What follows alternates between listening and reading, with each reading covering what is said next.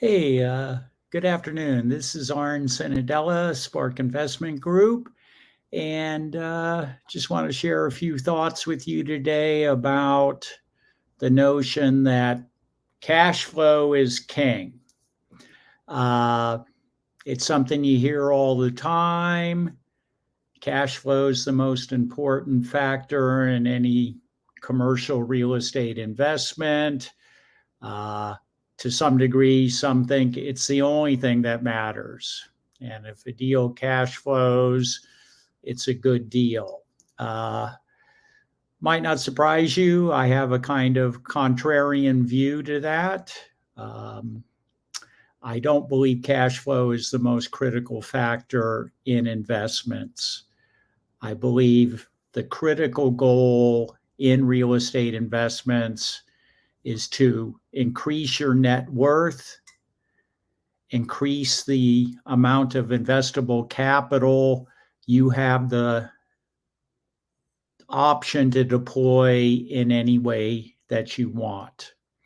So let's think about a typical investor probably making a pretty good income, because without the income, where are you going to generate the capital to start buying and accumulating properties? Uh, we've seen stats, they've been published recently about what it costs to live in various areas of the country.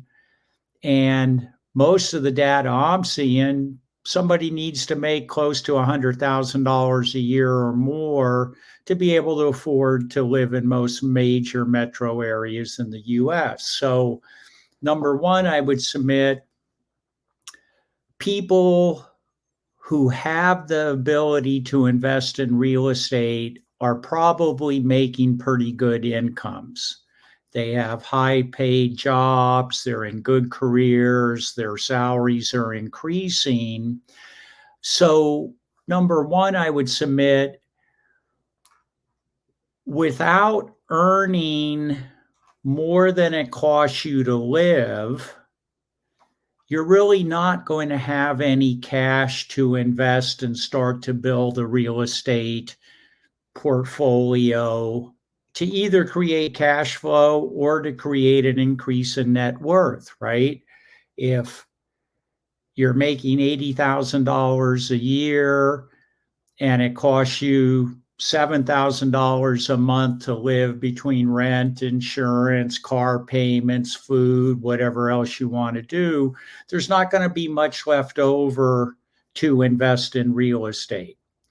So I would submit the people who are in the best position to invest in real estate, who have the greatest capacity to generate capital that they then can put to work for themselves, they're probably people making pretty good income.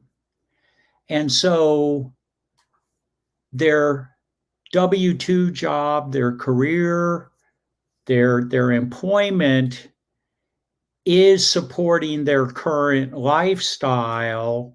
And in addition, since they're not spending every penny they're making, they have an excess they can invest. So I would submit, if you're 35, 40 years old, making a good income, generating capital to invest in real estate, your W-2, your job, your business is supporting your lifestyle. So you really don't need current cash flow. It's not going to make any difference. Getting a check for $300 a month or $500 a month isn't really going to make a difference in your life. So what I would submit early on in one's W-2 career, maybe even into the middle, entering into their peak W-2 years, the focus should be on growing their net worth.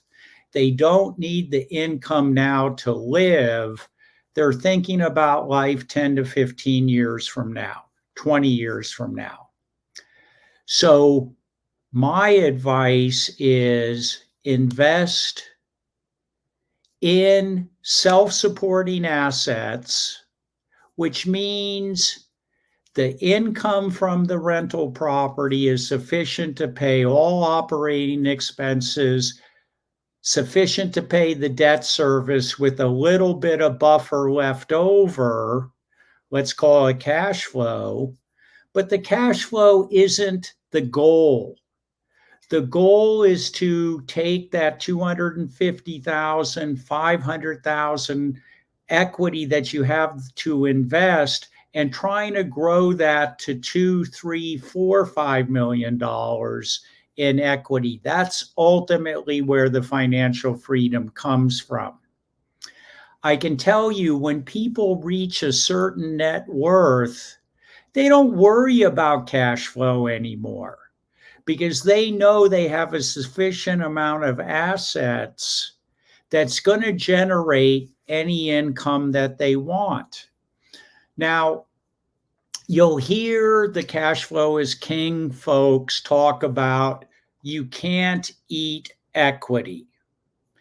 And yes, that may be true. You can't eat equity, but I would submit if you have equity, you can easily and quickly grab some of that equity and convert it to cash. You can do that via refinance. You can do that during sale. So the equity's there. It's available to be tapped anytime you want it.